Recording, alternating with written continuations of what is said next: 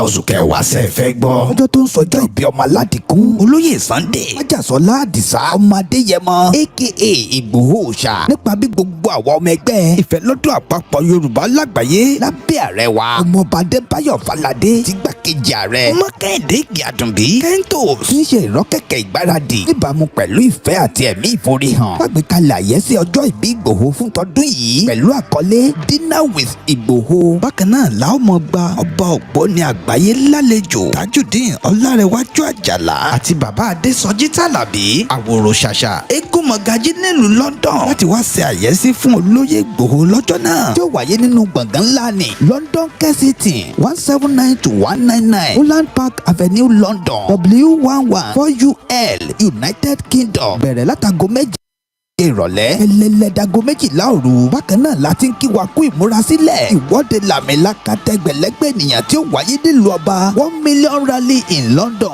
lọ́jọ́ kejìlá oṣù kẹwàá tó jẹ́ ọjọ́ kejìdínlá pẹ̀lú Ìgbòho léyìí Tọ́láyọmí Kóìkí àti bàbá wa Gbẹ̀du ọmọ ṣàkóso ẹ̀ lú ọ̀kan ọ̀jọ̀kan àwọn àlàkalẹ̀ ìrọ̀rùn. Bàbá ṣe máa fi ọkọ̀ àjàgbé ńlá ní London route bus gbé àwọn àgbààgbà àti àwọn abarapá gbogbo láti BBC in Oxford Street títí tí ìwọ́de ó fi parí sí Paris Trafalgar Square tó bá wá di ọjọ́ kẹtàlá ọjọ́ kẹtàdínlá pẹ̀lú Ìgbòho láwọn máa ṣàbẹ̀wò lọ sí ìlú Manchester ẹ̀kúnrẹ́rẹ́ àlàyé síwájú sí i tàbí láti dá sí ètò ìfọlọ́ntìrìlì ẹ lè pè tàbí kẹ́ WhatsApp Ọláyọmí Kóìkí lórí +447 594 050 979 Kẹ́hìndé Ìgèàdùnbí lórí +447 570 320 030 Ṣọlá Kògbódọ̀kú lórí +353 863 375 537.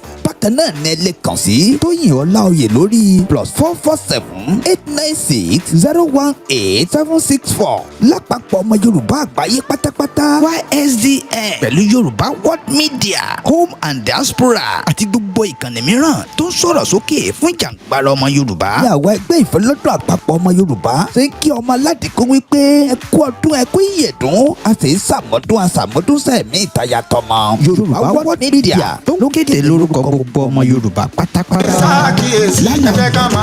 ilé ni àbọ̀ sinmi oko tá a bá ti ta oko tán kí ni ó ṣẹlẹ̀ wa oko wa ó ju ilẹ̀ lásánlàsán lọ ohun gangan ní ìpilẹ̀ṣẹ̀ ọjọ́ ọ̀la wa àti kókó àjogúnbá ilẹ̀ Yorùbá títa ilẹ̀ rẹ̀ túmọ̀ sí wípé o ti pàdánù orísun rẹ̀ yálà tó fi tà kí ló dé tó jẹ́ kí wọ́n yá lò kó o yáàyàn fún bí 20 ọdún àbí ọdún márùndínlọ́gbọ̀n níye owó tó tà gan ni pẹ̀lú tó ń ti ìwé àdéhùn pé wọn ò gbọ́dọ̀ taari ilẹ̀ ọ̀hún fẹ́lòmíì pẹ̀lú ìlànà yìí mọ̀lẹ́bí rẹ̀ ó rí ohun tọ́ka sí tí ó sì ṣe ọ́ ṣe mọ̀lẹ́bí rẹ̀ láǹfààní rántí o ilẹ̀ kì í pọ̀ sí tàbí fẹ̀ sí bó o bá ti tà á ó ti lọ títí ayé nù fi ilẹ̀ rẹ̀ pamọ́ kó o dàbòdàdàbò ọjọ́ ọ̀la rẹ̀ fi àyè lẹ̀ fún ọjọ́ ọ̀la tó ń bọ̀ láti rí ohun tọ́ka sí ilẹ̀ Yorùbá tiwa ní í ṣe yá lò má ṣe pàdánù ẹ̀ ìkéde wa látọ̀dọ̀ Think Yoruba First. mo fẹ́ pe ìsáàkíyèsí ẹ jẹ́ ká máa dákọ̀. Olúwa Ọlọ́run Elédùmarè ọba jídára ọba táàkì tá a lẹ́kì tán àrí ìró àlá Ọlọ́run àwọn Ọlọ́run ọba tó ní kí èmi àti yín mọ̀ bẹ́ẹ̀ torí pé bẹ́ẹ̀ báyìí ní bẹ́sù àtẹ́lẹsẹ̀ wọn á sì máa bẹ̀ náà. mo ṣe bá àkọ́dá mo ṣe bá ṣẹ̀dá ìbẹ̀yìn àgbààgbà tí ń bẹ lótú fẹ́ mo ṣe bá yín mo sọ wípé ògbó àtọ́ àsóre ìwòrìwò fún gbogbo àwọn lẹ́sìn kan àbáláyé pàápàá bẹ́ẹ̀ mo ṣe asalamu alaykum wa rahmatulahi ta'ala wa barakatu fún gbogbo mùsùlùmí ayé tí wọ́n ń gbọ́ mi pátápátá bẹ́ẹ̀ ni mo ṣe kí àǹfààní orúkọ Jésù Kristi Olúwa wa kó máa bẹ ní ọkàn wa fún gbogbo àwọn ọmọlẹ́yìn kìrìsìtẹ́nì pátápátá kò ṣẹbọ kò ṣe mùsùlùmí bẹ́ẹ̀ kò sì gbàgbọ́ ṣùgbọ́n gbà pé Ọlọ́run bá ń bẹ tá a máa ń pè ní fúrẹ́tì àwọn tẹ́yìn náà máa gbọ́nú ẹ̀ kí ó máa mú yín ní àdá rí bí mo ṣe gẹ fìlà mi lónìí abetí ajá òní wọn máa ń pè fìlà orílẹ̀ jẹ́ nkẹ́ dáadáa kó lè kọjú síwájú kẹ́ẹ̀dẹ̀ máa pé lè tuntun ní yóò lè kéka níta yóò sì lárinrin lórí ètò wa fún tòní kí n tó bẹ̀rẹ̀ sí ni máa sọ orúkọ tèmi kò yí padà Ọmọboriowo ayé kò tọ́ ọ̀nà ni èmi ń jẹ́ lórí Yorùbá World Media ọ̀nà ni àtúnwà níbi tí a ti mú àwọn ọ̀rọ̀ tó sí kókó eléyìí tó jọ mọ́ ìran Yorùbá tí a ti mú wá fún yín èmi nìkan kọ́ ni mo wà lórí ètò lónìí nígbà tí màá máa gbé ẹnì kejì mi tí àjọ máa jọ ṣẹ́ẹ̀rì tí wọ́n ya àwọn tí ìyá gèlè wọ́n fi gèlè pamọ́ àwọn náà ni Dr. Sabi nígbà tí wọ́n máa kẹ́yìn wá pé ẹ káàbọ̀ sí orí ètò Dr. Sabi àmì kí àwọn yẹn wá tí wọ́n wò nílé wọ́n fẹ́ gbóhùn yín. mo kí gbogbo wa nílé lóko lẹ́yìn òdì mo kí wa pé akúbójú ọjọ́ ṣe rí níbikíbi tí ẹ bá ti darapọ̀ mọ́ wa lórí ètò yìí a wà lórí Yorùbá World Media Organization tí a jẹ́ agbẹnusọ wípé báwo la fẹ́ bọ́ nínú oko ẹrú ọ̀nà wo la fẹ́ gbégbà ẹ káàbọ̀ sórí ètò lẹ́ẹ̀kan sí bẹ́ẹ̀ bá ṣe ń wọlé torí a gbé àlejò pàtàkì a gbé wọn wá lọ́jọ́ títí òní láti lè fi ẹ̀dùn ọkàn wa ká tiẹ̀ fi wọn àwọn náà bóyá ó lè ní nǹkan kan tàbí méjì tán tiẹ̀ lè ní ká gba áńkáṣíìfù ká fi nu omi ojú wa náà wípé ọ̀rẹ́kún wa ò tí ì ń ṣe ni o ọ̀nà báyìí òun la máa gbà òun la ṣe kàn sí àwọn bàbá wa ọ̀jọ̀gbọ́n tí bàbá wa Ọmọboriowo àwọn máa tò wọ́n wọlé gbogbo World Media pátápátá gbogbo wa là ń kí yín pé akóbójú ọjọ́ ṣe rí níbikíbi tí ẹ bá ti darapọ̀ mọ́ wa èmi ọmọ yín náà ni àbúrò yín Àyè Ọpẹ́ Yọ ẹ ṣé. tọ́ àwa ọmọ yín náà ní Àyè Ọpẹ́ Yọ àwa náà ni à ń kí yín nígbà tí wọ́n máa fi àsìkò yìí tí wọ́n máa fi pe ájíà pin ara àwọn náà ń bẹ níkàlẹ̀ pẹ̀lú wa bó tilẹ̀ pé ó ṣeéṣe kí àwọn kí wọ́n má sí ojú wọn lọ́jọ́ tòní ṣùgbọ́n àwọn náà ń bẹ nílé pẹ̀lú wa ájíà ṣẹfẹ́ kí àwọn ènìyàn tí wọ́n wà nílé pẹ̀lú wa à ń retí àwọn ẹ̀yà wa tó kù bí bàbá Fàtà Ògúnrìbìdó àwọn náà yóò padà jọ ẹ̀ wá láìpẹ́ ẹ ṣé púpọ̀. ẹ ṣé mo kí gbogbo ilé mo kí especially bàbá wa Bọ́lárìnwá tí wọ́n wá darapọ̀ mọ́ wa ní èní akínyẹ̀kú kalẹ̀ mo kí gbogbo ẹ̀yin tẹ́ ń wò wá nílé lóko mo kí yín ẹ ṣé ẹ kú fọmọ ènìyàn ṣe ẹ kú gbogbo ògbà bí ẹ ṣe ń wọlé yẹn ẹ máa bá wa like ẹ máa bá wa like ẹ máa tó wáyé pálá àkọ́kọ́ tí ẹ máa wà ní orí ìkànnì wa lélẹ̀ ẹ bá wa subscribe sórí channel wa kẹ́ẹ̀dẹ̀ bá wa share ẹ̀ nítorí pé ọ̀rọ̀ tí a fẹ́ sọ lálẹ́ yìí ọ̀rọ̀ tó yẹ pé ó máa ṣe gbogbo ọmọ káàárọ̀ òjìrì gbogbo ọmọ Yorùbá lé àǹfààní ni ẹ jẹ́ kó débi tí ó máa dé ẹ pín fọ́rẹ̀ẹ́ ẹ pín fọ́tá pàápàá torí pé a fẹ́ kí wọ́n gbọ́ wa dáadáa. Etí tẹ́ fi ń gbọ́ wa etí náà ò ní di, ohun táwa náà máa fi kàn sí òun náà ò ní bàjẹ́ ní àṣẹ Ọlọ́run. Ẹ ṣé. tọ́ ẹ ṣeun gan ni Yorùbá ó ní adébísẹ́mọ̀ṣẹ́ àgbà ọ̀lẹ́ni àti kí alára àti kí ajérò àti kí ọwọ́ àràngún ti ilé àga pé kó lè yé wa lónìí torí pé sọ̀rọ̀sọ̀rọ̀ ni wá láṣẹ Lédùmarè àní sí ọ̀rọ̀ sọ. ẹ̀yin tẹ̀sí wò wá náà lágbára Ọlọ́run ẹ̀yin náà ẹ̀ ní sí ìrànwọ́ lágbára èyí tẹ́ fi ń gbọ́ wa tí yóò ní di ọwọ́ tẹ́ fi ń bá wa tẹ láì tẹ́ bá wa ṣètò yìí ẹ̀ ní fi ọwọ́ ọ̀hún ẹ̀ ní fi gbé ọmọ sí láṣẹ Lédùmarè lágbára Ọlọ́run bá yóò jọ yẹ èmi àti yín ń kalẹ̀ ni lágbára Ọlọ́run ó wá pátá ọ̀dọ̀ ni mo kí pé ètò tòní ètò tí ó jọ ṣe èmi àti yín láǹfààní ibi tí ìran Yorùbá ń lọ kí ni tó yẹ kí ìran Yorùbá kí ló tó yẹ ká mú ṣe kí ló yẹ ká mú sàlógún báwo ló ṣe jẹ́ nípò ó gan ìran Yorùbá wà káàkiri orílẹ̀ àgbáyé ó náà ní àwọn ohun tí a ó jọ mọ ọ̀dọ̀ gbéyàwó lónìí nígbà tí àlejò wa tí wọ́n yóò máa dáhùn sí àwọn ìbéèrè eléyìí tí ó rú wa lójú àwọn ìbéèrè eléyìí tó ṣojú àwọn ìbéèrè tó yẹ pé àwa gan ò mọ̀ ṣùgbọ́n lónìí òun náà ni a ó máa gbọ́ bí iṣu ṣe kú bí ọ̀bẹ ṣe bẹ́ tí wọ́n bá wa yànnà náà tí wọ́n bá wa mú lé ní èjì lẹ́ta tí ó sì máa jọra wọn láṣọ Ọlọ́run àmọ́ àǹfààní tí ẹ̀yin wa tí ẹ̀ ń wò wá tí ẹ̀ lè ṣe fún wa òun náà ni pé ẹ bá wa pín ètò yìí ẹ bá wa share ẹ jẹ́ kí àwọn èèyàn tó yẹ kí wọ́n mọ ìtàn jẹ́ kí àwọn náà kí wọ́n á gbọ́ nítorí pé Yorùbá wọn ni tí ọmọdé ò bá bá tàn yóò sì bá àrọ́bá torí pé àrọ́bá rèé bàbá ìtàn àmì eléyìí ẹ máa gbọ́ ìtàn bí ọ̀rọ̀ ilẹ̀ Yorùbá bó ṣe jẹ́ nígbà tí àlejò wa tí wọ́n yóò máa bá wa sọ tán àwọn náà ni bàbá wa Mr. Bọ́lárìnwá Ọ̀làdìmẹ́jì àwọn ni president Think Yoruba Force Organization Worldwide àwọn ni wọ́n jọ fa tí ó máa jọ tóra wa ní òní bàbá Bọ́lárìnwá mo kí n pé ẹ káàbọ̀ sí àgọ́dọ̀ wa ẹ bá mi kí àwọn èèyàn wa tí wọ́n wò nílé.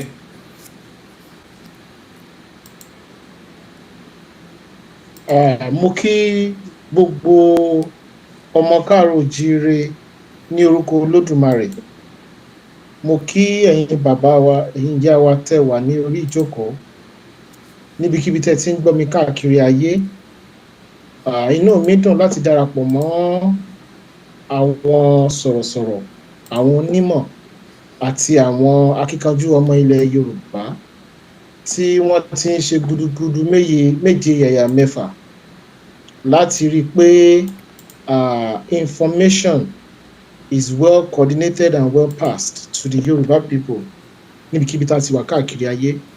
Lẹ́ẹ̀kan sí mo kí wa o ẹ ṣé púpọ̀ o inú mi dùn púpọ̀ láti wà lórí ìkànnì ẹ ṣé púpọ̀ sà.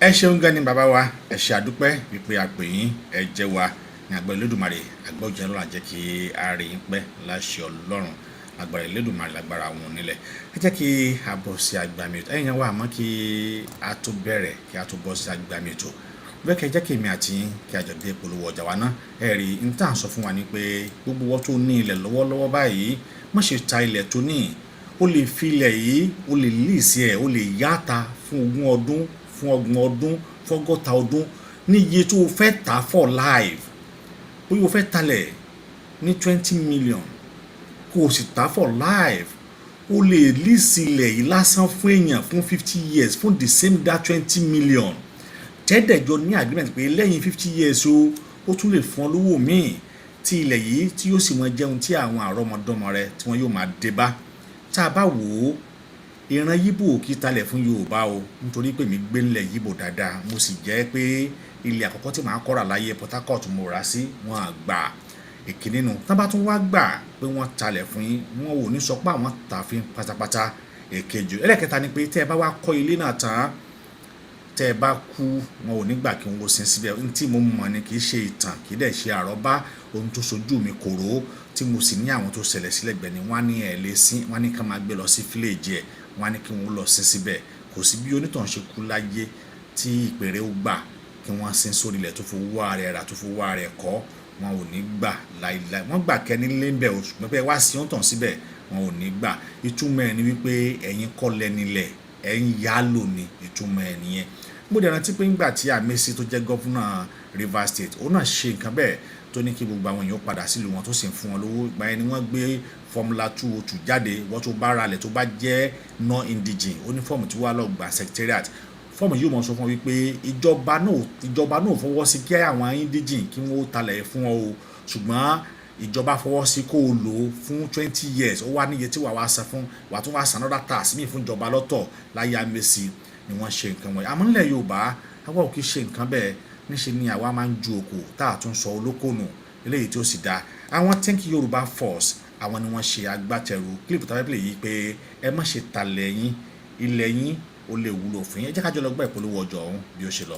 ẹ jẹ́ ká máa dáko. ilé ni àbọ̀ sinmi oko tá a bá ti ta oko tán kí ni ó ṣẹlẹ̀ wa oko wa ó ju ilẹ̀ lásánlàsán lọ ohun gangan ní ìpilẹ̀ṣẹ̀ ọjọ́ ọ̀la wa àti kókó àjogúnbá ilẹ̀ Yorùbá títa ilẹ̀ rẹ̀ túmọ̀ sí wípé o ti pàdánù orísun rẹ̀ yálà tó fi tà kí ló dé tó jẹ́ kí wọ́n yà lò kó o yáàyàn fún bí 20 ọdún àbí ọdún 25 níye owó tó ta gan ni pẹ̀lú tó ń ti ìwé àdéhùn pé wọn ò gbọ́dọ̀ taari ilẹ̀ ọ̀hún fẹ́lòmíì pẹ̀lú ìlànà yìí mọ̀lẹ́bí rẹ̀ ó rí ohun tọ́ka sí tí ó sì ṣe ọ́ ṣe mọ̀lẹ́bí rẹ̀ láǹfààní rántí o ilẹ̀ kì í pọ̀ sí tàbí fẹ̀ sí bó o bá ti tà á ó ti lọ títí ayé nù fi ilẹ̀ rẹ̀ pamọ́ kó o dàbòdàdàbò ọjọ́ ọ̀la rẹ̀ fi àyè lẹ̀ fún ọjọ́ ọ̀la tó ń bọ̀ láti rí ohun tọ́ka sí ilẹ̀ Yorùbá ti wà ní í ṣe yá lò má ṣe pàdánù ẹ̀ ìkéde wa látọ̀dọ̀ Think Yorùbá First.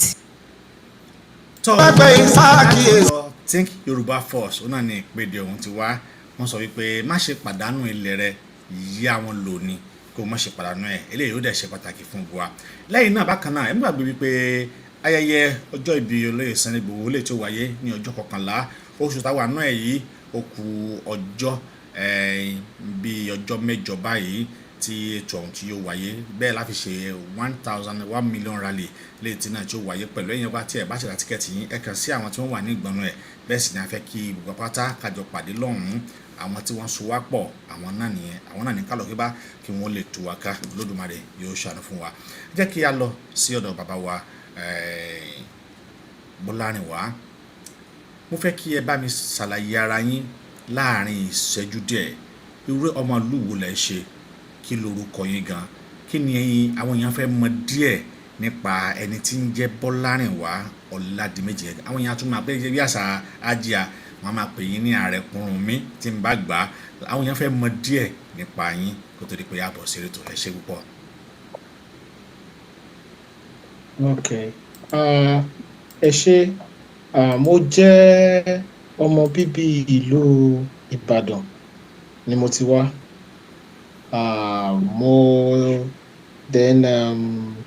Mo jẹ́ by profession I'm a biomedical scientist by training and I practice as a biomedical scientist and I'm currently the president of Think Yorùbá First. I'm married. I have children, and I think basically that's the few things about me. And I've been in. I call myself an activist for fún ẹ̀tọ́ ọmọnìyàn tó bá ti jẹ́ ti ọ̀rọ̀ Yorùbá. I also ní tí mo máa ń ṣe jù òun ni kí a sọ̀rọ̀ nípa fún ilẹ̀ èrè bí ìran Yorùbá ò ṣe ní parun bí ìran Yorùbá á ṣe wà títí láé tí Yorùbá ò dé ní dẹrú nínú Nàìjíríà. I think basically that's what I do in the short form. So mo gbé lórílẹ̀-èdè Germany, so wọ́n bá ní country mo wà lórílẹ̀-èdè Germany ni mo fi ṣe base. So I think basically that's what I am. So ṣé mo gbìyànjú? ẹ gbìyànjú ẹ ti sọ díẹ̀ náà nínú orúkọ yín ẹ ṣé púpọ̀. Yorùbá ó ní adébísẹ́mọ̀ṣe àgbà ọ̀lẹ́ni. Màá kọ́kọ́ mú ìbéèrè ọ̀hún ní onípele méjì. Àkọ́kọ́ nú ẹ̀ ó ní ìbéèrè ìjà tó parí láàrin àwọn ọmọ Yorùbá ìyẹn tí a mọ̀ sí ìjà eléyìí tí ó parí ní Òkè Mẹ̀sí eléyìí tó parí ní ọdún 1886.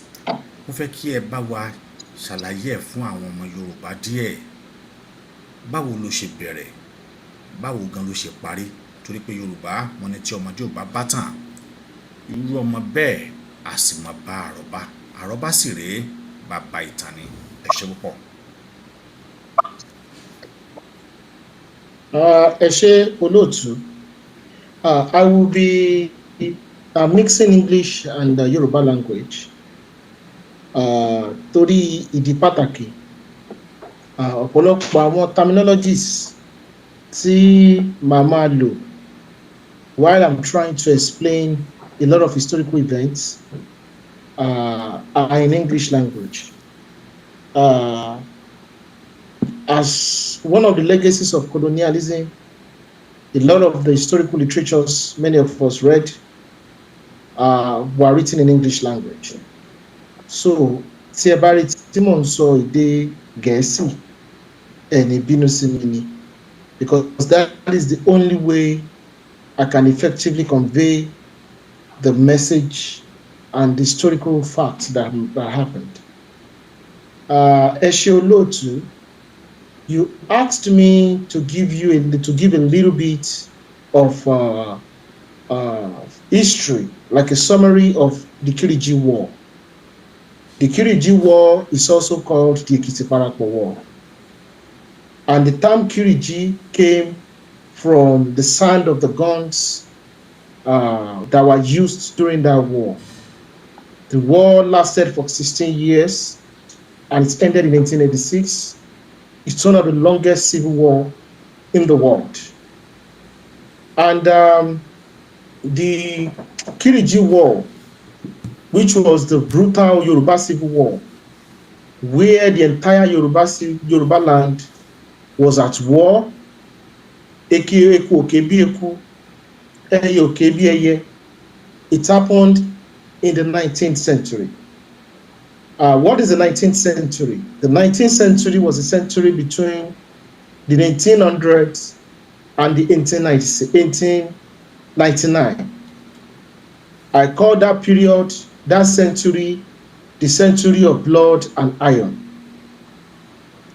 Just like the Chinese call the 19th century the century of humiliation, I call the 19th century the century of blood and iron, the century of chaos, the century of warlords, the century of anarchy, the century of humiliation, the century that the Yoruba nation seeks to exist as a Yoruba nation, the century that the Yoruba people lost their sovereignty in the world. That was the period that we had the Civil War. Àwọn Yorùbá dẹ̀ máa ń pa òwe kan tó ṣe bí òwe ìgbà àwọn àgbàlagbà. Wọ́n ní tọ́mọ ìyá méjì bá ja ìjà pé kí ìjà burúkú tí wọ́n bẹ̀rẹ̀ sí ní para wọn. Wọ́n ní ará àta àjòjì ló máa ń jogún wọn, yóò jogún wọn. That was what happened to us. While we were killing ourselves, inventing new ways to kill ourselves, when the entire imperial army of the Ibadan army was fighting against the rest of the other Yoruba kingdoms, other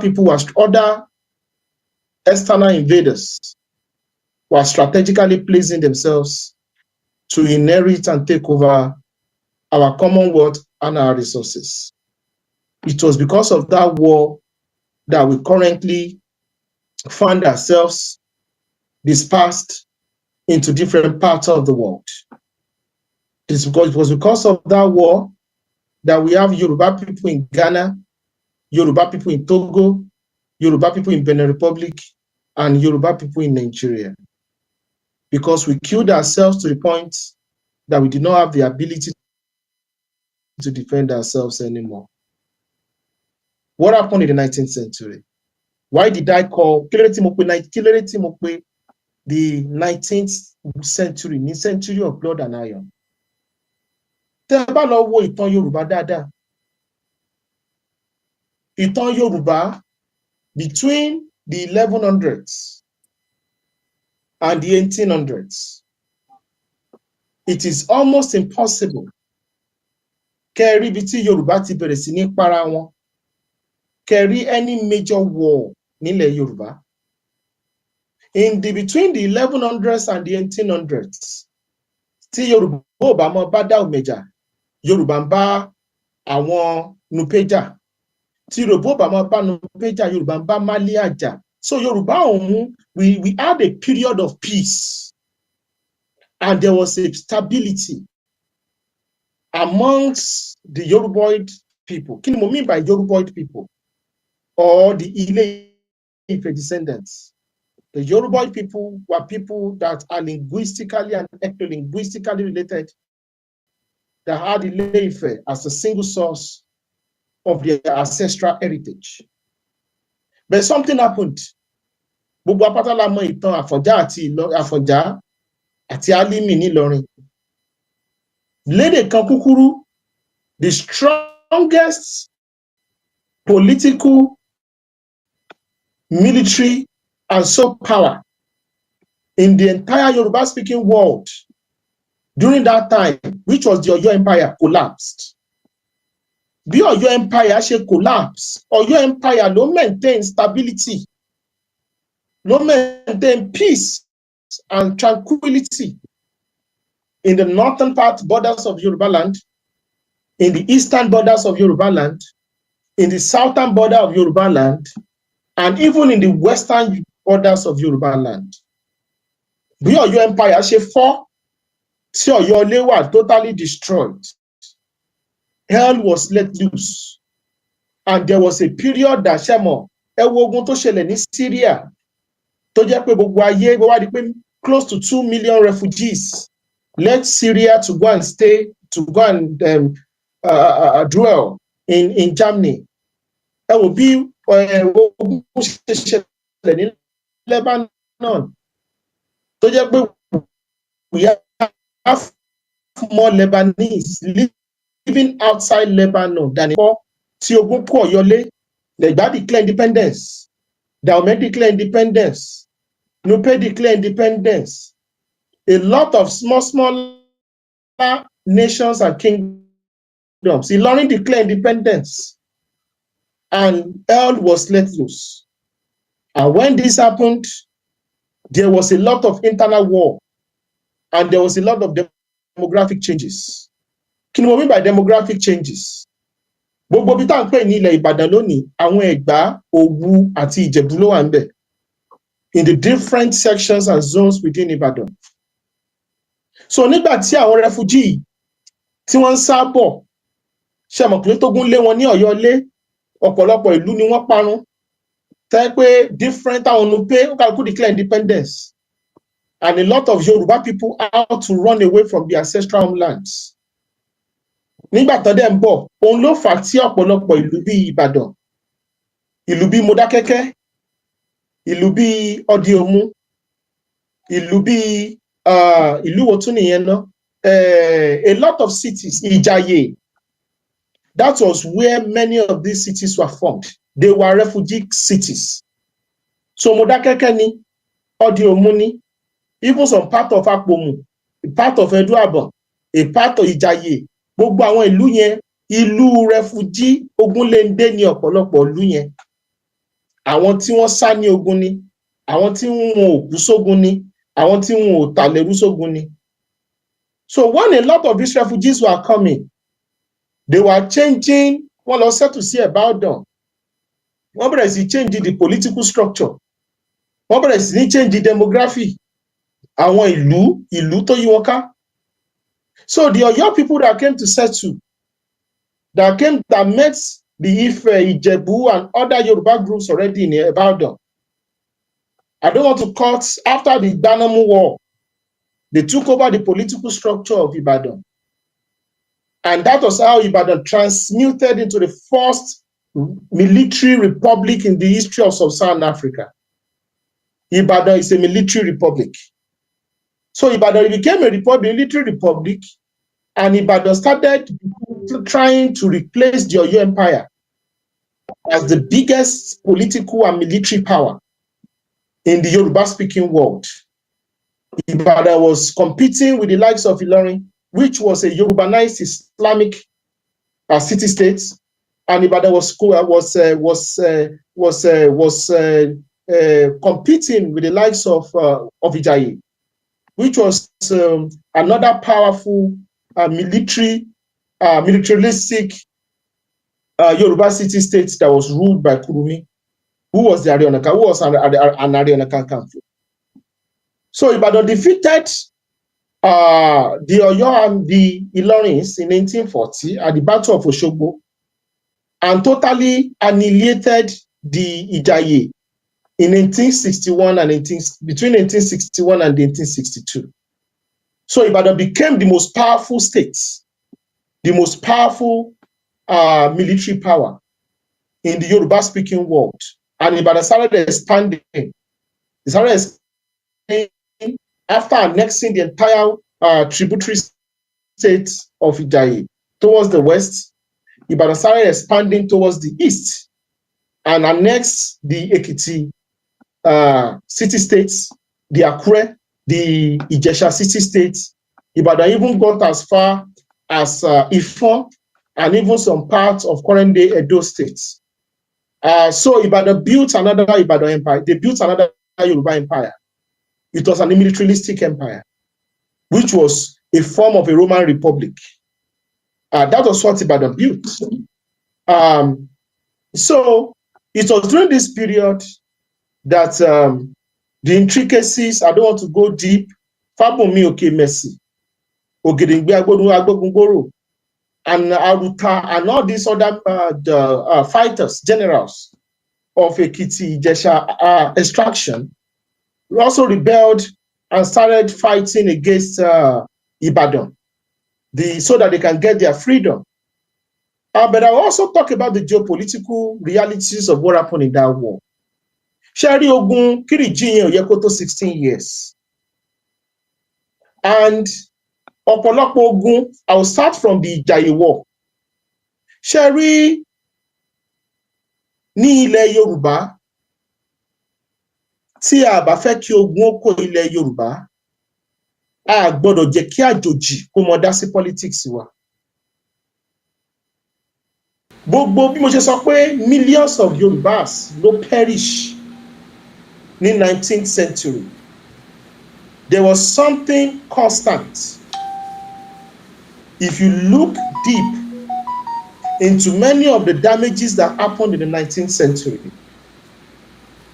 many of the damages that happened in the 19th century was that there were people with an external agenda tí wọ́n fẹ́ lo any chaos to their political advantage nílẹ̀ Yorùbá, wọ́n dẹ̀ succeed.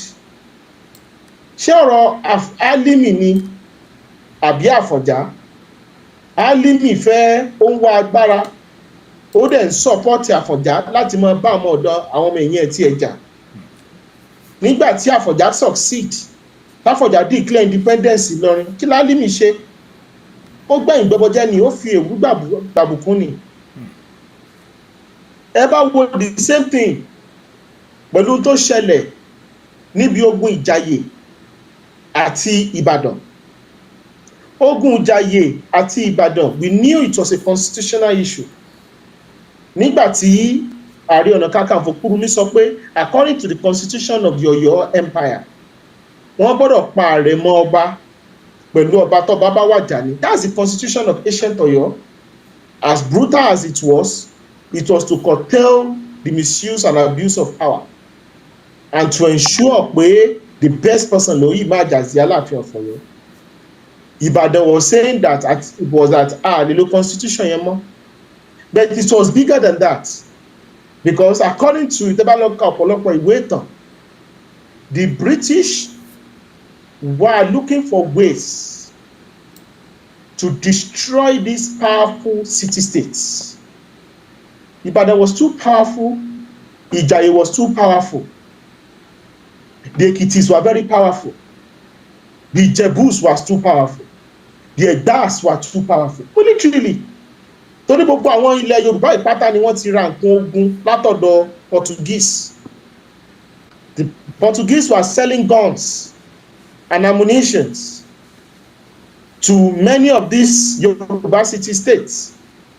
So many Yoruba city states have close to 20,000-30,000 soldiers ready to march into war at every given time.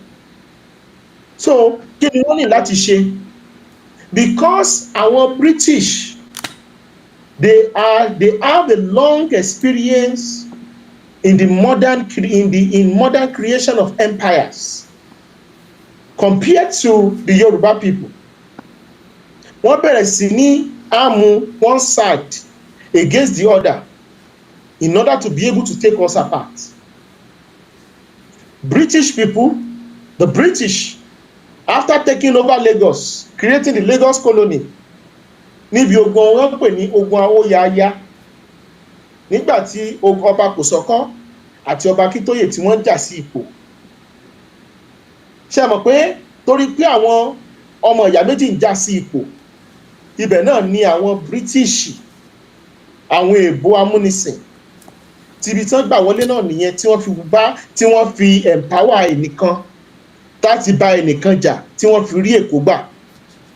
Tọ́kọ́ create Èkó, and they created the Lagos colony, which led after the bombardment on Lagos that led to the deaths of over 5,000 people, indigenous Yorubas, mostly Aworis.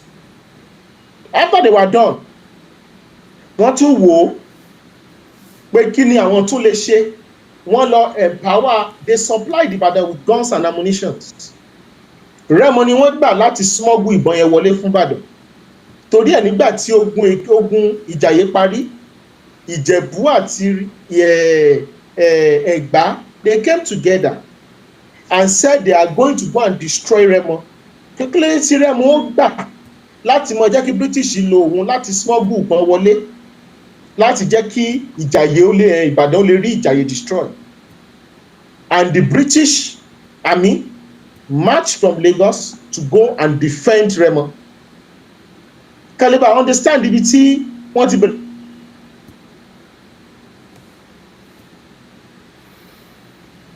Ẹ̀yà ó dàbẹ̀ ni pé nẹ́tíwọ́ọ̀kì wọn ò rẹ̀bẹ̀tẹ̀. Mo sì rò pé gbọ́dọ̀ ní àjọ ń gbádùn àwọn ètò bí wọ́n ṣe ń bá wa sọ ní ọlọ́kanjọ̀kan. Ẹ̀rí bí wọ́n ṣe ń bá wa mú, torí pé ìtàn yìí ló yẹ kí ẹ̀mí àti ẹ̀ ló yẹ kí a múrò pé wọ́n ti padà dé. Ẹ tẹ̀síwájú láàrin ẹ ṣé púpọ̀.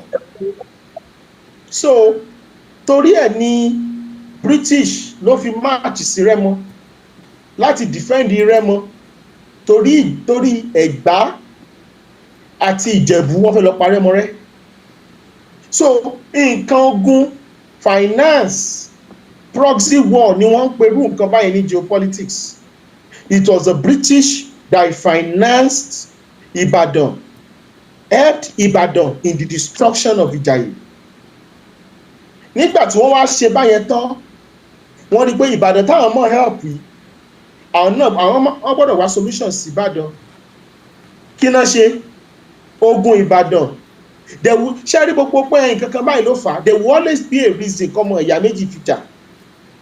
Ṣùgbọ́n àwọn tó máa ń wà ní background yẹn pé wọ́n gbà fún o, tí wọ́n mọ̀ da petrol sí ọ̀rọ̀, àwọn gangan lè kọ ẹ̀dá tó ń dọ̀gùn sílẹ̀.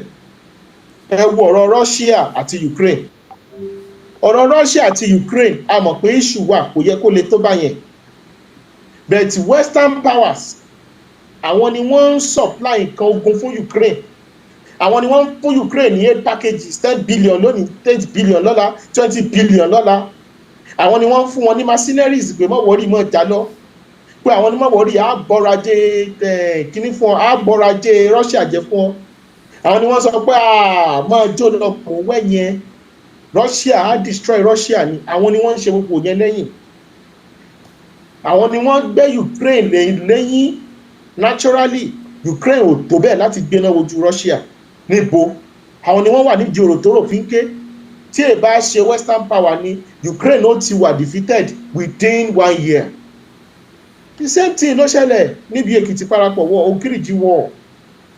A mọ̀ pé lóòótọ́ it is not good, because èmi ò ní support kọ́mọ Yorùbá kan lọ́mọ enslave another Yorùbá.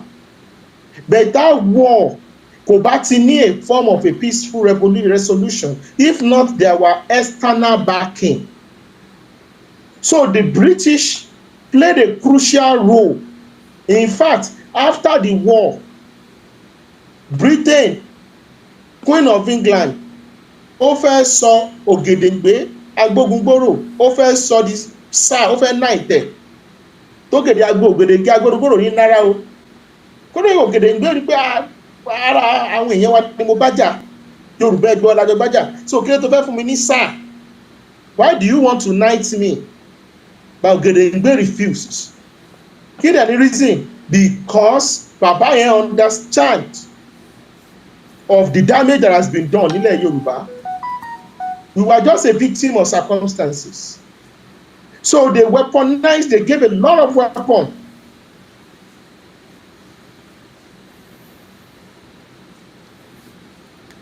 Ó dàbẹ̀ ni pé nẹ́tíwọ́ọ̀kì wọn tó Fún ti. Èkìtì to be fighting Ìbàdàn làwọn aṣọ wa nígbà tá a parawa.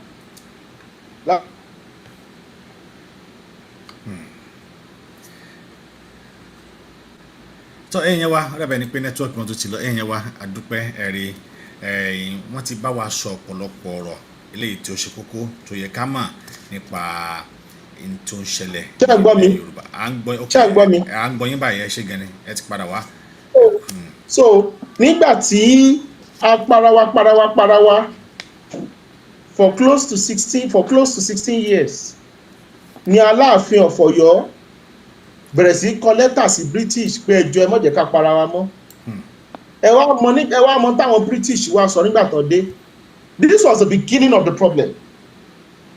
Nígbà tí wọ́n wá dé, wọ́n wá ní pé o tẹ́ ẹ̀ bá fi para yín mọ́ o, every single Yoruba city state must surrender their arms and ammunition. Every blacksmith tó mọ̀ nípa nǹkan bó ṣe ń ṣe nǹkan ogun bí ìbọn must stop making guns and ammunition. Ìwọ tó yẹ pé jagunjagun ní ọ́, you must return home and go into farming. Bí wọ́n ṣe demilitarize ilẹ̀ Yorùbá nìyẹn. Bí wọ́n ṣe sọ ìran jagunjagun dìran ó wà bẹ́ẹ̀ nìyẹn. Bí wọ́n ṣe sọ ìran jagunjagun dìran nípa tí nìyẹn.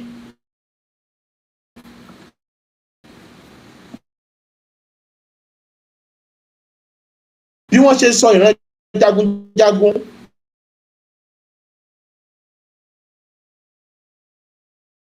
di ìran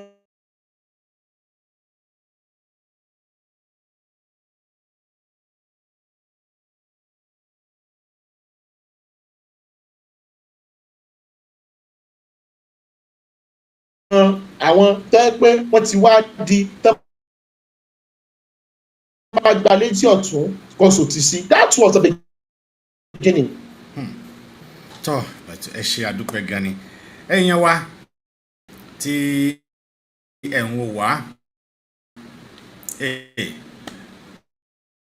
ó dàbẹ̀ ni pé ẹ̀yin yẹn wá. So this is just a summary. Ẹ ṣeun. Mo ti sọ̀rọ̀ àwọn ìtàn.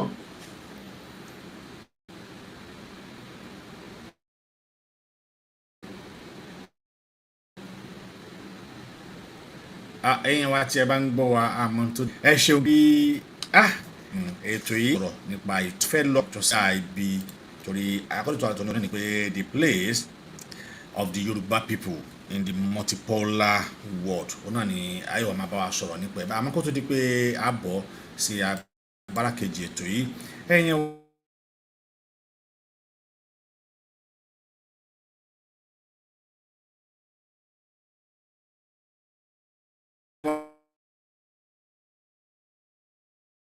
tí ẹ̀ ń gbọ́ wa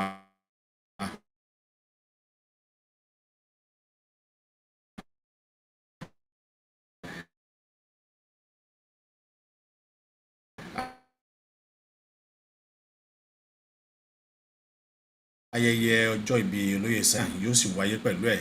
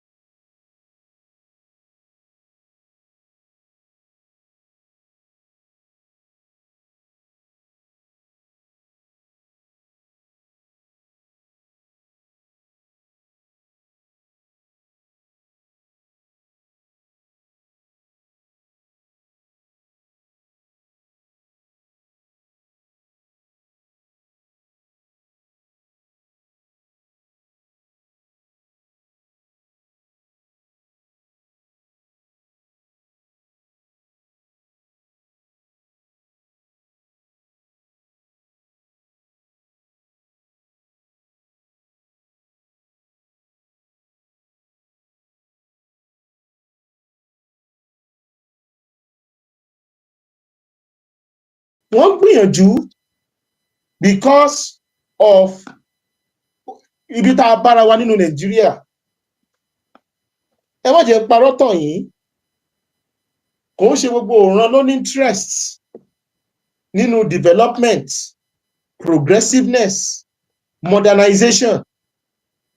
Kò ń ṣe gbogbo òran ló ní the same level of social evolution. It is not everybody that have that same level of social evolution.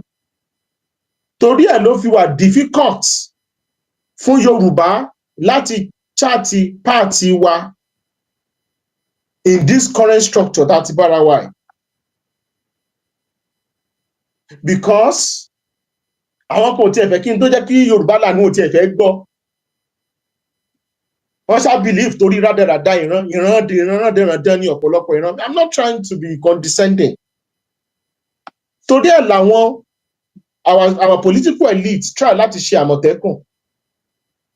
And despite everything they tried to do with Àmọ̀tẹ́kùn, they refuse to allow Àmọ̀tẹ́kùn to be harmed. The question you have to ask yourself is this. Torí àwọn kan believe kì í ṣe pé wọ́n fi ń bí ó ṣe yé wọn mọ́ nìyẹn. They are very very báwo mo fẹ́ sọ ọ̀dájú ni wọ́n. Wọ́n fẹ́ centralize in Nigeria. Torí ẹ̀rù ń bá wọn pé táwọn bá jẹ́ kí other different regions, geopolitical zones ní police wọn, ó lè threaten peace and unity of Nigeria.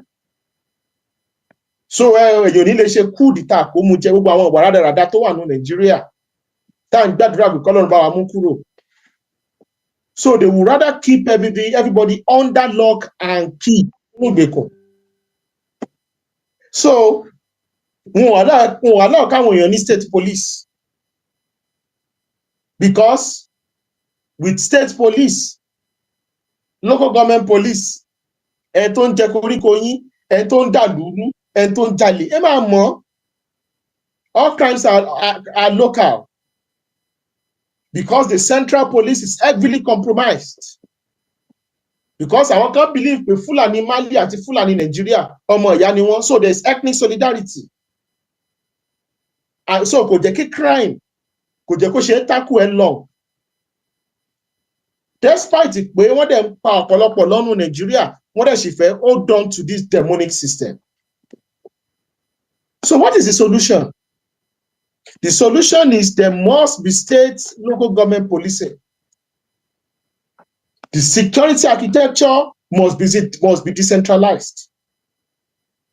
And security should be what everybody should invest in. Ó yẹ ká wá bá ṣe máa engage our state governments in order to provide private security for our farms. To provide private security for our communities, to provide private securities for our town, our villages. I must tell you this, sir, brothers and sisters. There is no solution except we rise up and defend ourselves. And we must do it within the ambit of the law. We must do it legally. And we must do it appropriately. Come on, no. Because that was the reason. The reason for self-defense, a legal self-defense, that is why we have Àmọ̀tẹ́kùn. Tẹ́bàdẹ̀ wo gbogbo Nigeria pátá, Southwest nìkan ló ní a proper regional security system. The rest of the country they cannot do it. Torí Yorùbá ló ní ètò. Yorùbá ló ní ètò. So, ẹ jọ̀ọ́ nítorí Ọlọ́run, kí Ọlọ́run ṣàánú fún wa. Ibi tá a bára wa ní lọ́wọ́lọ́wọ́ nílẹ̀ Yorùbá.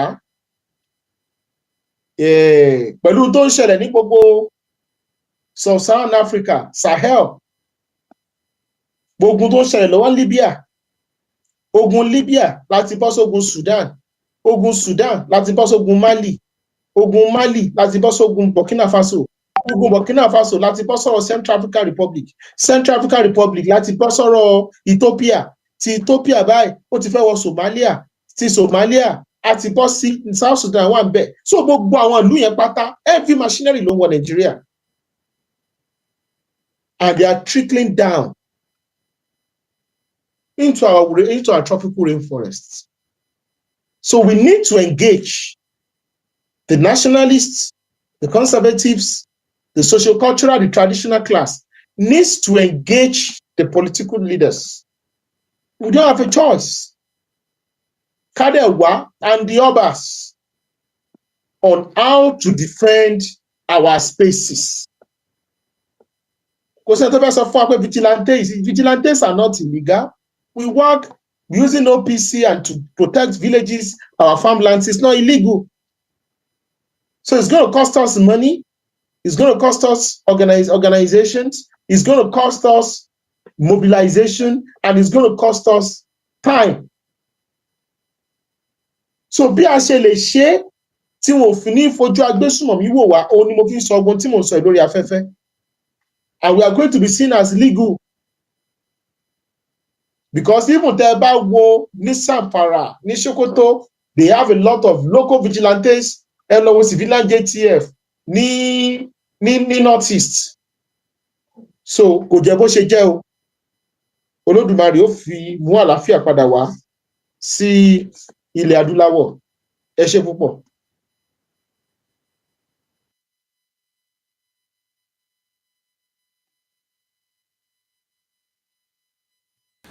Dr. Sabi,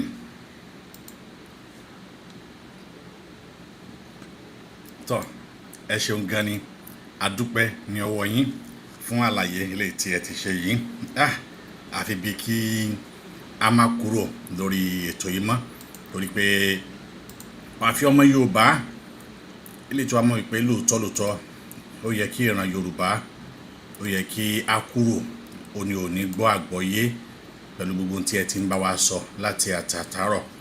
Olódùmarè yóò sì wà pẹ̀lú yín. Ẹ̀yin wa tí ẹ ń gbọ́ wa, dádì wa, ẹ̀gbọ́n wa, Mr. Mọ́lárìnwá Ọ̀làdìméjì tí wọ́n jẹ́ president Think Yoruba Force, àwọn ni wọ́n ti ń bẹ lórí ètò pẹ̀lú wa láàrin bóyá bí wákàtí kan ó lé díẹ̀ sísìn yìí.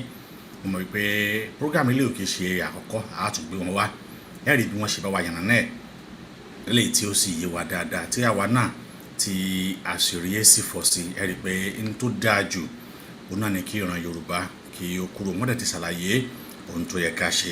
Ìbéèrè mi tí yóò parí ètò tòní òun náà ni pé mo fẹ́ bi wọ́n pé kí ni àmọ̀ràn èyí tí wọ́n lè gba ọ̀dọ́ ilẹ̀ Yorùbá, torí tí a bá ń sọ̀rọ̀ nípa nǹkan tó ń ṣẹlẹ̀ yìí a gbọ́dọ̀ ní interaction pẹ̀lú ọ̀dọ́ ní iṣẹ́ láti ṣe, torí pé ọ̀rọ̀ tó wà nílẹ̀ yìí àwọn ọ̀dọ́ òun náà ni ó kàn. Tẹ́kí bá mi gba àwọn èèyàn, àwọn ọ̀dọ́ wa ní mọ̀ràn kó tó di pé ẹ mọ̀ dágbére ní orí ètò yìí. Ẹ ṣé púpọ̀. Ẹ ṣé púpọ̀. Ìgbà wo ni a máa parí ètò náà? Tí in the next 10 minutes a parí ìbàlágbà Ọlọ́run. Ẹ̀yin náà ni ẹ sọ bí ó ṣe yá wa sí. Ìbéèrè tó gbẹ̀yìn náà ni mo ti bí yẹn. So bẹ́ẹ̀ bá ṣe wá dáhùn láti máa parí sí. There is something I wanted to say. Tí mo máa rí pé ọ̀pọ̀lọpọ̀ wa we don't pay attention to. Ìsídà ká pay attention sí or a kàn máa ń fẹnu sọ ni. And n tí mo dẹ̀ fẹ́ sọ ni tá a bá ń sọ̀rọ̀ nípa Yorùbá nation, ṣé Yorùbá nation Togo ni, Yorùbá nation Benin Republic ni, àbí Yorùbá nation Brazil, Yorùbá nation Cuba, àbí Yorùbá nation Nigeria? Ṣé a mọ̀ pé Yorùbá níbi tí wọ́n ń gbé tí wọ́n dominate tó yẹ pé àwọn ni wọ́n control city yẹn ní Brazil, Bahia? Ṣé a mọ̀ pé Yorùbá party Benin Republic náà wà tá a mọ̀ pé ilẹ̀ Yorùbá ní gbogbo pio? Question ni pé kí ni Yorùbá nationalist sí Nàìjíríà tá à ń ṣe? What is the place and position of these Yorubas of West Africa, of South America and North America and the Caribbeans? in the Yoruba Commonwealth, in the future of the Yoruba race. Torí ẹ̀ mo fi sọ tọ́pìkì mi yẹn tí mo rí pé ẹ bí mi directly yí pé the role of the Yoruba people in a multipolar world. Oríṣiríṣi Yorùbá méjì ló wà. Oríṣi Yorùbá méjì ló wà. Bẹ̀tà wá tá a wà ní Yorùbá Nàìjíríà, a máa ń ní ìgbéraga pé lẹ́yìn wa kò sí Yorùbá míì. Màá dá ìbéèrè yín nípa táwọn ọ̀dọ́ lè ṣe o. Ṣùgbọ́n mo nílò láti explain this particular part. There are two types of Yorubas. We have Francophone Yorubas and Anglophone Yorubas. Kí ni future of Francophone Yorubas? In aftermath tí ogun Kírìjí, òun ló dẹ̀ di pé wọ́n pín Yorùbá sí yẹ́lẹyẹ̀lẹ tá a fi di Francophone Yorùbá àti Anglophone Yorùbá. Wọ́n náà fi rí wa pín. So going forward, a nílò láti embrace cultural nationalism,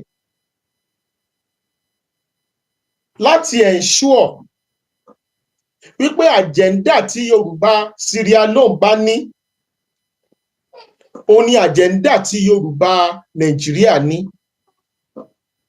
Mo rí pé wọ́n sọ ọ̀rọ̀ nípa àwọn darandaran tí ó ń da ilẹ̀ adúláwọ̀ rú. Tán ní pé wọ́n ń pa ọmọdé, wọ́n ń pa àgbàlagbà.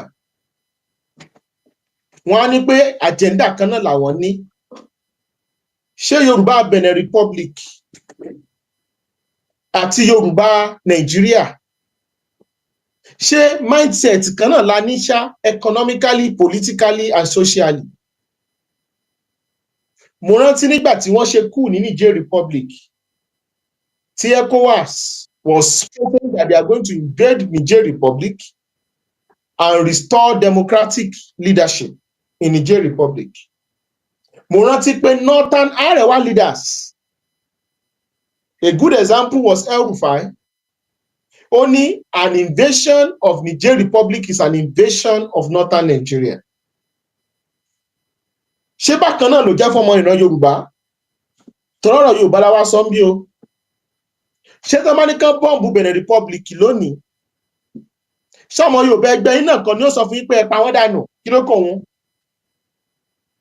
Torí pé ó ti sọ okun ọmọ ìyá tó so Yorùbá Togo Benin Republic mọ́ ti Nàìjíríà. This is what Yoruba nationalists should be doing, even under the current situation we find ourselves. Torí ẹ̀ mo fi sọ pé multipolar world order, bóò ni Yorùbá ó ṣe navigate ẹ̀. Tẹ́ ẹ bá lọ Brazil, Júù ń bẹ ńbẹ̀, ó lè máa sọ Portuguese, kó máa sọ Portuguese. Tẹ́ ẹ bá lọ Cuba, Júù ń bẹ ńbẹ̀, ó lè máa sọ Spanish. Tẹ́ ẹ bá lọ China, Júù ń bẹ ńbẹ̀, ó lè máa sọ Mandarin. Tẹ́ ẹ bá lọ sí India, Júù ń bẹ ńbẹ̀, ó lè máa sọ Hindi. Tẹ́ ẹ lọ sí Russia, Júù ń bẹ ńbẹ̀, ó dẹ̀ lè máa sọ Russian. Tẹ́ ẹ lọ sí America, Júù wà ńbẹ̀, á máa sọ English. Tẹ́ ẹ délẹ̀ Israel lónìí, ẹ bá Júù ńbẹ̀, ó lè máa sọ Hebrew. Ṣùgbọ́n mo lè sọ fún yín pé gbogbo wọn pátá, even though wọ́n sọ èdè míì, this is the Jewish identity, the Jewish agenda, the Jewish unity, and the Jewish self-consciousness and self-preservation. So, tá a bá kọ́kọ́ sọ̀rọ̀ pé we want a fẹ́ jẹ́ kí ìyàmọ́ jẹ ilẹ̀ Yorùbá, there must be a form of solidarity across border. Because when we talk about Yoruba, Nigeria la máa dárúkọ. Yìí la máa dárúkọ. Torí ẹ̀ ní tẹ́ bá wo the western part of Yoruba land, a ní peace ńbẹ̀. Torí àwọn ọmọ ìyá wa náà, àwọn níbi Bufa on that back side of the border. Ibi tá a ti ní problem ni àwọn tó ń wá látòkè Ọya. Àwọn yẹn dẹ̀ ni is because there is no border, porous borders coming from war-torn area. So this is the reality we need torí ayé ti kúrò láyé 19th century world power ti pọ̀ gan láyé báyìí. Russia ti have to be world power, China world power ni, America world power ni, France world power ni, even Iran world power ni, regional power ni. World power ti pọ̀ láyé báyìí.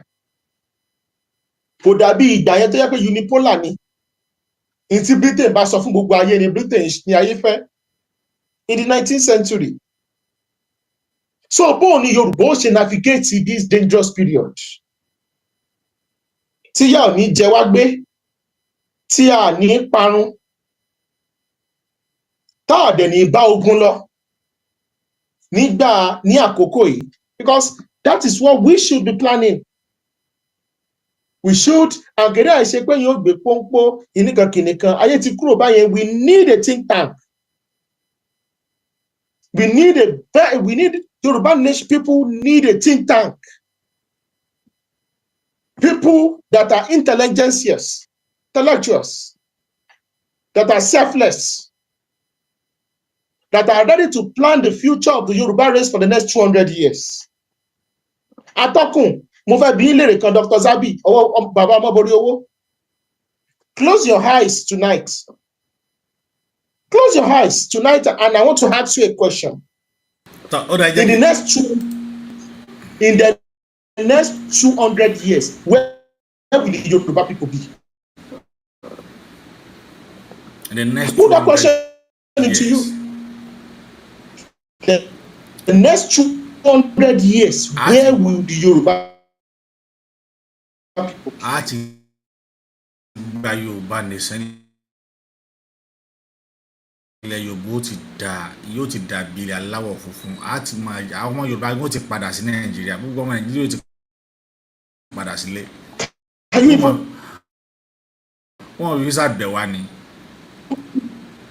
Wọ́n visa bẹ̀ wá ká tó lè wà. Wọ́n bẹ̀ wá pẹ̀lú visa. Àmì ṣùgbọ́n iṣẹ́ ni wọ́n ń ṣe débẹ̀. Àwa náà ti ṣe débẹ̀ lágbọ́rọ̀ Ọlọ́run. Ẹ ṣé. Iṣẹ́ ni wọ́n ń ṣe.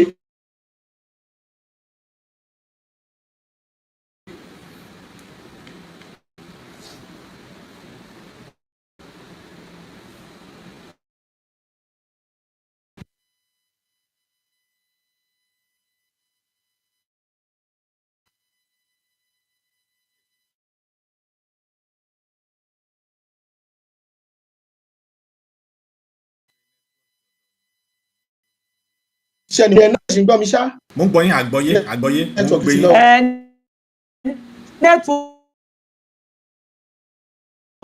Nẹ́tíwọ̀kì ló gbé bàbá Omoboriowo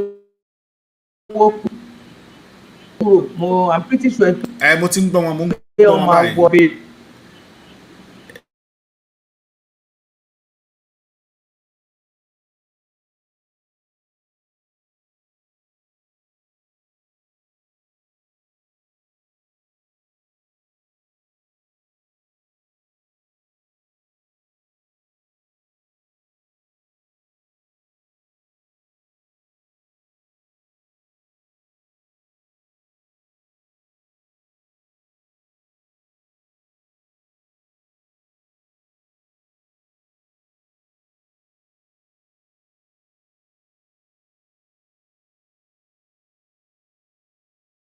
Where the Lebanese Christians have become minorities.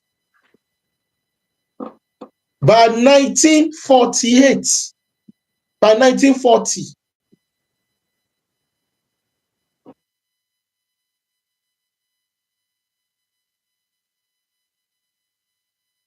ó dàbẹ̀ ni pé nẹ́tíwọ́ọ̀kì yẹn ń dà wá láàmú púpọ̀ lónìí torí lọ́dọ̀ tí wọ́n náà ó ń ṣe ségesège.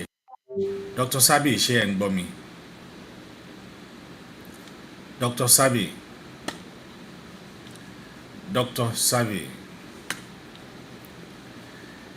Ẹ̀yin wa ti 20% of the life. Tí wọ́n sílẹ̀ nẹ́tíwọ́ọ̀kì ọ̀hún.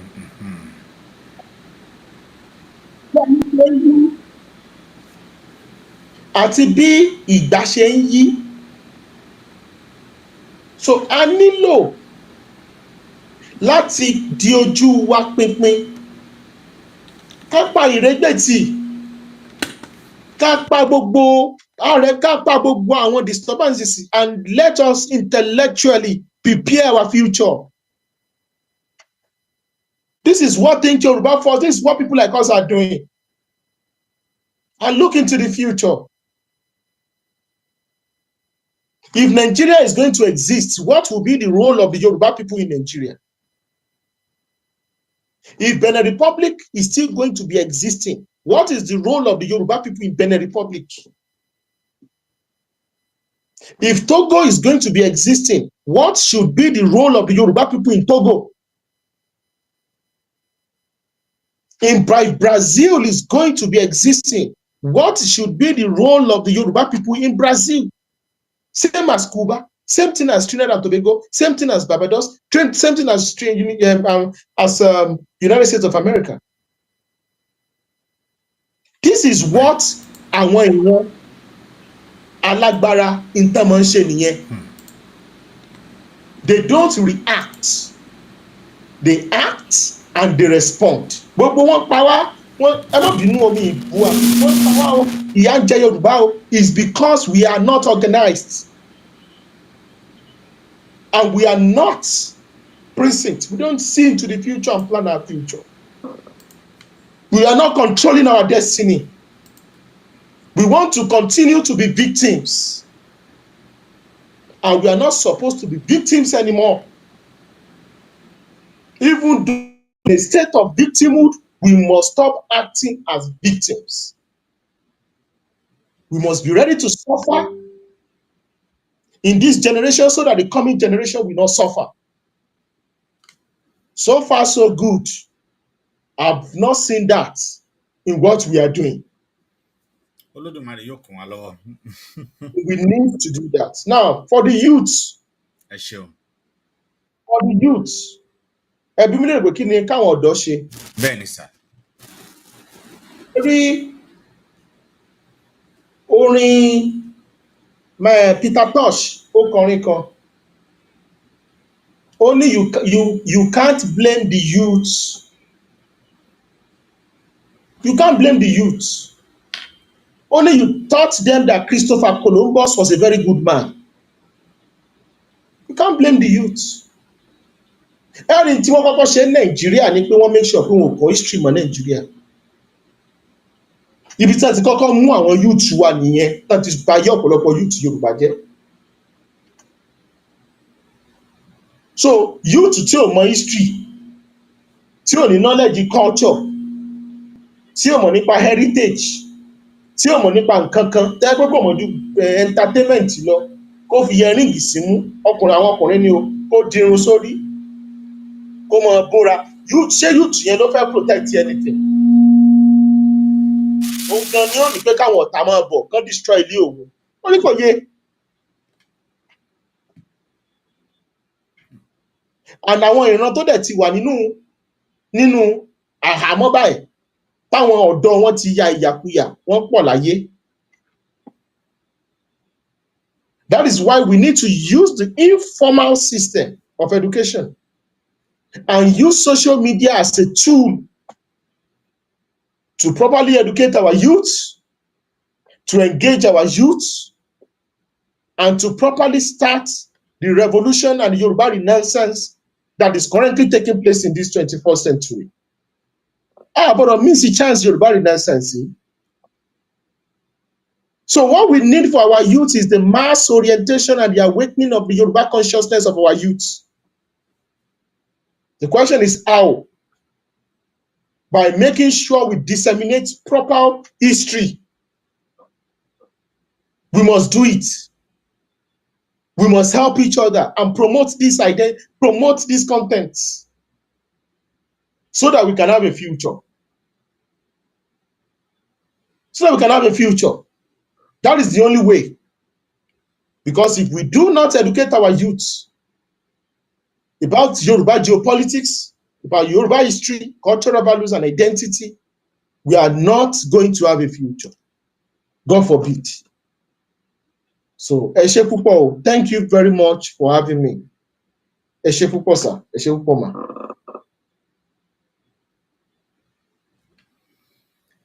Tó ẹ̀rí Yorùbá ó ní tí a bá ro dídùn fún wa wọ́n ní a sì mọ ọ̀rá báyìí a mọ ọ̀rá dé egun.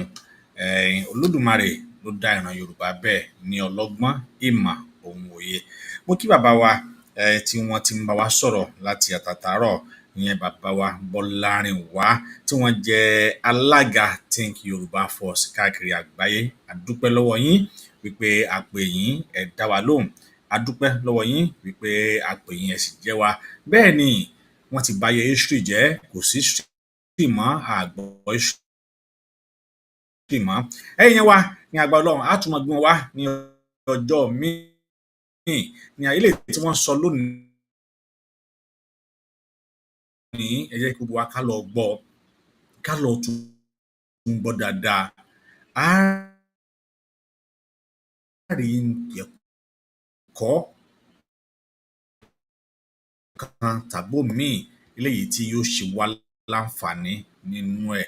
A kí yín, ẹ ṣé gan ni wípé ẹ káàbọ̀ sí àárín wa. A dúpẹ́ lọ́wọ́ yín wípé a pè yín ẹ jẹ́ wa. Olódùmarè tó bá wa sọ yín, Olódùmarè yóò bá wa pẹ̀lú ẹbí àti ìgbà lọ́dọ̀ Dr. Sabi kan bá wa dúpẹ́. Àwọn Dr. Sabi ẹ bá wá sí òpin, ẹ ṣé púpọ̀.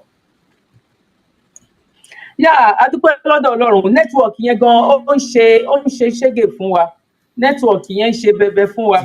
Bọ̀tá ṣáà máa lè jẹ ẹ̀ṣá. Ẹ̀yin aráalé, ọ̀dọ̀ wa kọ́ ni ó ti wá o. Iṣẹ́ ọwọ́ nẹ́tíwọ̀kì ni. Ó dàbí pé èèyàn tó wà láyé gan ti fẹ́ pọ̀ ju nǹkan tí wọ́n ní lórí òfurufú tán fi ń control nẹ́tíwọ̀kì ni. A kí wa wípé a kó ètò látòwúrọ̀ náà la máa pé Elédùmarè Ọlọ́run tó láyé tó lọ́run kò ní tójú àdúrà tiwa.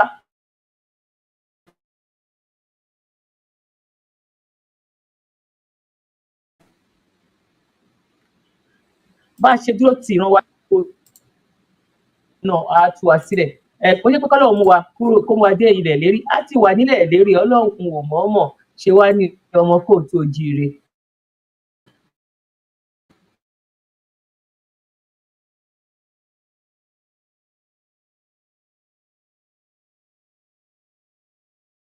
Kò mọ̀ọ́mọ̀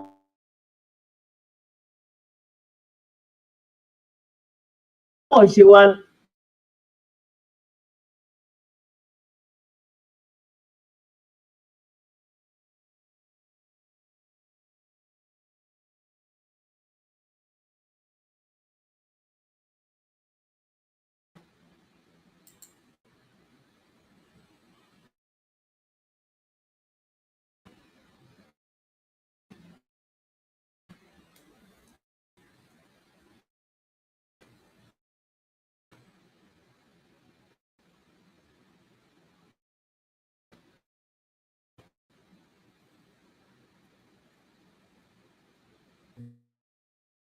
Ọmọ ayé mọ̀ wá wípé ọmọ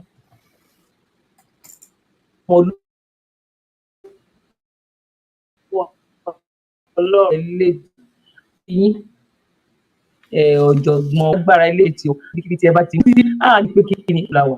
Mo kí wa lẹ́ẹ̀kan sí, mo kí bàbá wa Bọ́lárìnwá, mo kí Mr. Fatai Ogunribido, mo kí Ajia Queenara, mi náà kí ara mi, mo dẹ̀ kí Prince Ọbàtálá, bàbá wa Ọbàtálá ọmọ Elédùmarè àyànfẹ́ Ọlọ́run. Mo kí yín wípé ẹ káàbọ̀. Bàbá Omoboriowo ṣe wà ń bẹ̀ pẹ̀lú wa.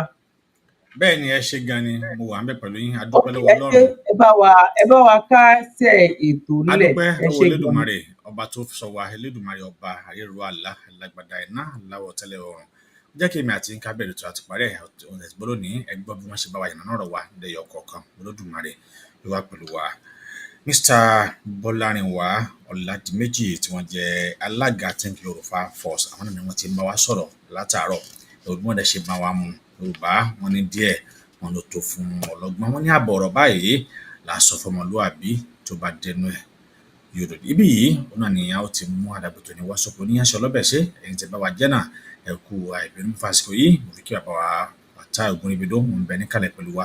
Mo kí Emma, àwọn náà ń bẹ níkàlẹ̀ pẹ̀lú wa. Mo kí Ajia, àwọn ń bẹ níkàlẹ̀ pẹ̀lú wa. Mo kí Prince Obert, àwọn náà ń bẹ níkàlẹ̀ pàjọ ṣètò yìí náà ni.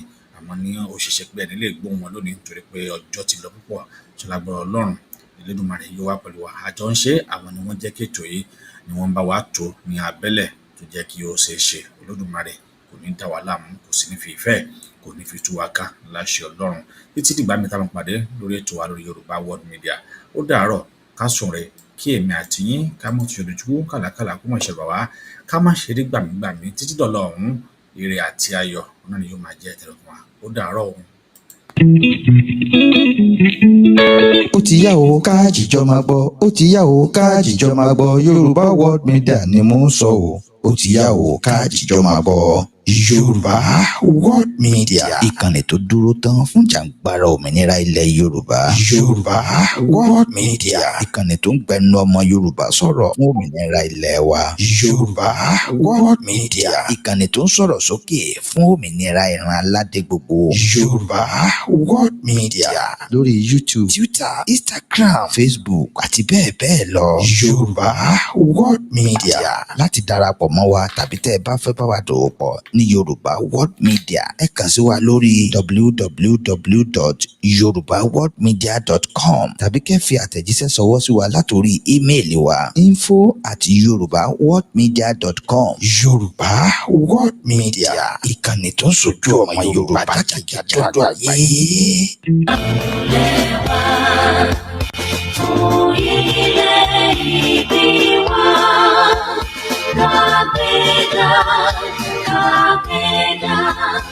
Kabeda fayeri Ibago manipe Masiberu la bomo Kashishe